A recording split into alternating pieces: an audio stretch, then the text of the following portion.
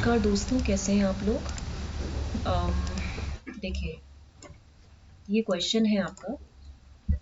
The output voltage V naught of the Schmitt trigger shown in figure swings between plus 15 volt and minus 15 volt. Assume that the operational amplifier is ideal. The output will change from plus 15 volt to minus 15 volt. When the instantaneous value of the input sine wave is see what happens. ये Schmitt trigger है. This is a circuit of Schmitt trigger. Schmitt trigger कैसा होता है? एक op amp होता है with its inverting terminals minus and plus. इसका positive feedback होता है। पॉजिटिव फीडबैक में यहाँ पे रेजिस्टेंसेस होते हैं। ये R1 होता है और यहाँ पे ये R2 होता है और ये प्लस माइनस V रेफरेंस होता है। ये ग्राउंड होता है। यहाँ पे आपका इनपुट वोल्टेज लगता है इनपुट टर्मिनल, राइट। यहाँ पे ये आउटपुट है। अब देखिए, Schmitt ट्रिगर जो होता है आपका, इट इज बेसिकली एक कंपैरेटर होता है। ये क्या होता है? एक कंपैरेटर होता है। It is a comparator circuit with positive feedback and hence it is also called a regenerative comparator. When op amp is positively saturated, जब op amp आपका positively saturated होता है, then what happens? A positive voltage is a feedback to the non-inverting input and this positive voltage holds the output in the high plus Vsat stage. देखिए, इस question में इसमें कुछ points हैं। जैसे मैंने आपको बताया, जब आपका op amp पॉजिटिवली सैचुरेटेड होता है, ठीक है, then what happens? Positive voltage क्या है आपका? ये एक फीडबैक है ना, ठीक है, to the non inverting input and this negative and this positive voltage. ये जो पॉजिटिव वोल्टेज है, ये क्या करता है? It holds the output in high plus Vsat stage. Holds the output in plus Vsat stage, right. इसको वो hold करता है। सेकेंड कंडीशन क्या है आपकी? सेकेंड कंडीशन है कि जब आपका op amp नेगेटिवली सैचुरेटेड होता है, when op amp is negatively saturated, then a negative voltage is a feedback to non-inverting input, ठीक है, and this negative voltage holds the output in low. ये इस आउटपुट को लो यानी कि माइनस Vsat स्टेज में रखता है, ठीक है। As long as V input is less than V reference, जब V input V reference से कम होता है, तो जो आउटपुट होगा Schmitt ट्रिगर का, it will remain at plus Vsat. As soon as V input exceeds V reference, then output switch कर जाता है from plus Vsat to minus Vsat. तो as long as V input is more than the present V reference, आपका V reference कहाँ है? ठीक है, यहाँ पे है। तो एज लॉन्ग एज आपका जो V इनपुट है it is more than present reference, तो आउटपुट जो will remain at minus Vsat. As soon as V input falls below present V reference, जैसे ही आपका V इनपुट V रेफरेंस से कम होगा तो क्या होगा? आउटपुट आपका कहाँ से स्विच कर जाएगा? Minus Vsat two plus Vsat. ये कंडीशन आपको मालूम होनी चाहिए। अभी मैंने आपको दो चीजें बताई। जब V इनपुट V रेफरेंस से कम होगा तो आउटपुट आपका प्लस Vsat में था, ठीक है। जब वो प्लस Vsat में होगा तो as soon as V input exceeds V reference, तो आउटपुट प्लस Vsat से माइनस Vsat में आएगा, ठीक है। तो as long as V input is greater than V reference, the output of Schmitt trigger will remain at minus Vsat. ये minus Vsat पे रहेगा। जैसे ही V इनपुट, अब ये माइनस Vsat पे था ना, प्लस Vsat से माइनस Vsat में आया। अब जैसे ही V इनपुट V रेफरेंस से कम होगा तो माइनस Vsat से प्लस Vsat में आया। तो यहाँ पे देखिए, हमें कुछ फॉर्मूलेज पता होने चाहिए, उस फॉर्मूले के बेसिस पे ही हम कर सकते हैं। ये क्वेश्चन में देखिए, आपको V output is equal to plus Vsat, जो कि आपका कितना है? 15 वोल्ट है। यहाँ पे ये जो आपको दिया हुआ है, ये क्या है? आपका Vsat है। ये क्या है? प्लस 15 वोल्ट है। तो यहाँ देखिए, जो आपका अपर थ्रेशोल्ड वोल्टेज है, this is equal to V reference plus V naught minus V reference into R1 by R1 plus R2. This is the formula that you have to learn. ये upper threshold voltage है V reference plus V naught minus V reference into R1। R1 कौन सा resistance है आपका? ये वाला। This is R1, this is R2। R1 by R1 plus R2 हो जाएगा। जब आप इसको निकालोगे तो V रेफरेंस कितना था आपका, आपने अभी बताया कि V output is equal to plus V set is equal to plus 15 volt, तो this is equal to V reference is how much 2, so V naught is what plus V set, तो 15 था, तो 15 माइनस 2 इंटू ये कितना था R1 आपका, okay sorry ये R2 था क्या, R1 by R1 plus R2, इसका जो है आपका आई थिंक कि हाँ यहाँ पे ये R1 है शायद, रुकिए यहाँ पे ये R2 होगा, ये R1 होगा, तो R1 by R1 plus R2 एक बार आप भी कंफर्म कर लेना, तो ये 3 बाय 10 3 प्लस 10 किलो ओम हो जाएगा। जब आप इसको सॉल्व करेंगे तो ये कितना आ जाएगा, 5 वोल्ट, राइट, 5 वोल्ट आएगा। सिमिलरली अब जब आप इसमें लगाओगे VLTP, lower threshold voltage, lower threshold voltage जो है आपका ये क्या है, it is at the non inverting terminal, तो V output is equal to minus V set is equal to minus 15 volt, तो ये हो जाएगा V reference plus minus V naught minus V reference into R1 by R1 plus R2, तो ये value कितनी हो जाएगी, V रेफरेंस 2 था प्लस ये minus 15 minus 2 into R1 by R1 plus R2 that means 3 by 13 था, यही था। जब आप इसको सॉल्व करोगे तो ये 2 माइनस 17 इंटू 3 बाय 13 था, यही था ना। जब इसको सॉल्व करोगे तो ये कुछ आएगा माइनस 1.923 वोल्ट हो जाएगा। तो output will change from plus 15 to minus 15 when the instantaneous value of input sine wave is 5 volt in the positive slope only। तो आपका जो राइट आंसर आएगा वो क्या आएगा, क्वेश्चन क्या पूछा है इसने, the output will change when the instantaneous value of the input sine wave is 5 volt. तो यहाँ पे क्योंकि वो आंसर आपका जो है आपका फर्स्ट ऑप्शन होगा। नेक्स्ट क्वेश्चन है ये वाला, ठीक है।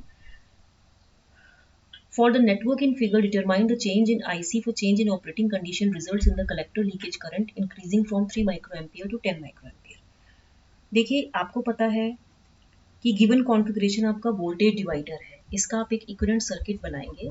ये होता है कुछ RTH, फिर यहाँ पे ये होता है प्लस माइनस VBE, फिर यहाँ पे आपने ये 5 किलो ओम डाला, यहाँ पे आपका 10 वोल्ट हो गया, यहाँ पे आपका 1 किलो ओम हो गया, और यहाँ पे ये VTH हो गया, ठीक है।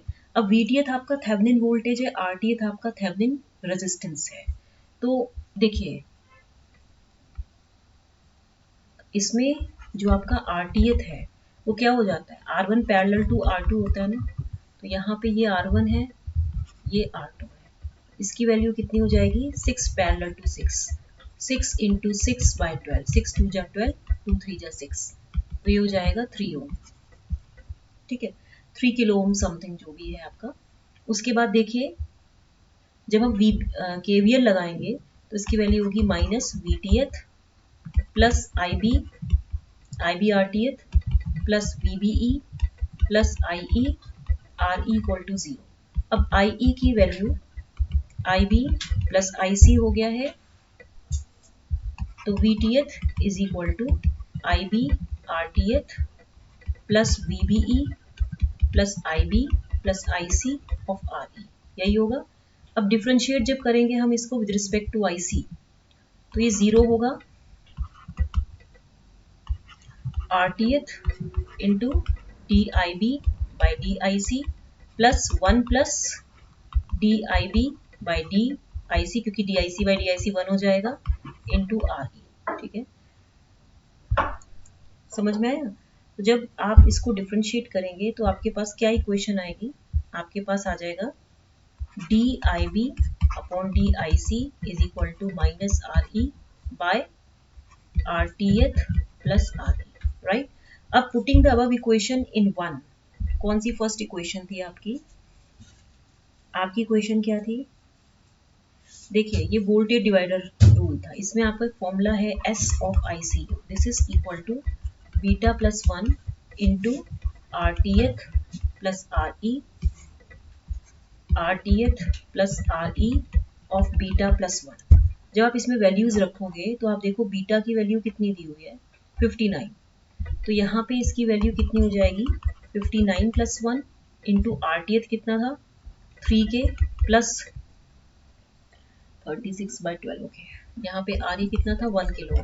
अगर देखा जाए तो 1 किलो ये क्या है आपका RE है, राइट, ये RE है।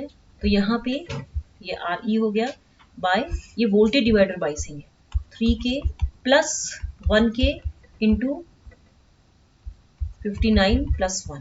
तो ये वैल्यू कितनी हो जाएगी 60 into 4K bye 3K plus 1K into 60। तो ये कितना हो जाएगा आपका 64 जा 240 okay into 3K plus 63K।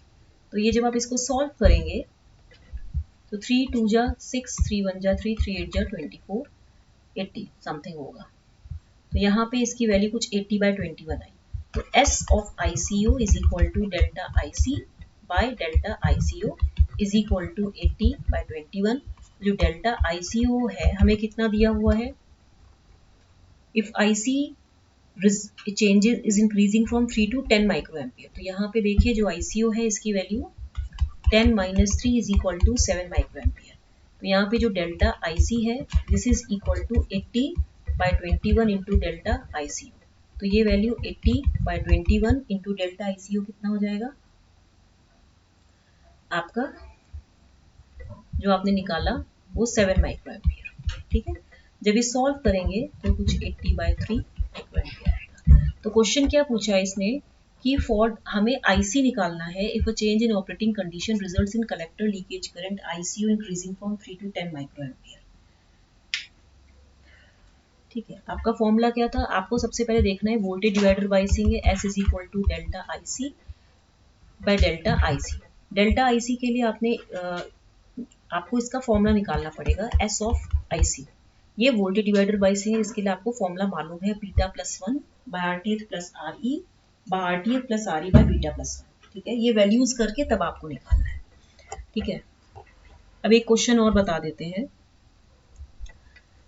इसमें से बताना है कौन सा सही है। The tunnel diode shows the negative differential resistance between peak voltage and valley voltage. Second, in a tunnel diode for a voltage larger than valley voltage the current increases exponentially। C, देखिए tunnel diode क्या होती है, it's a very interesting point. Tunnel diode आपका एक highly duped semiconductor diode होता है। ये एक हाईली डूप्ड सेमीकंडक्टर डायोड होता है। फर्मी लेवल जो होता है इसका, Fermi level, it moves in conduction band on n side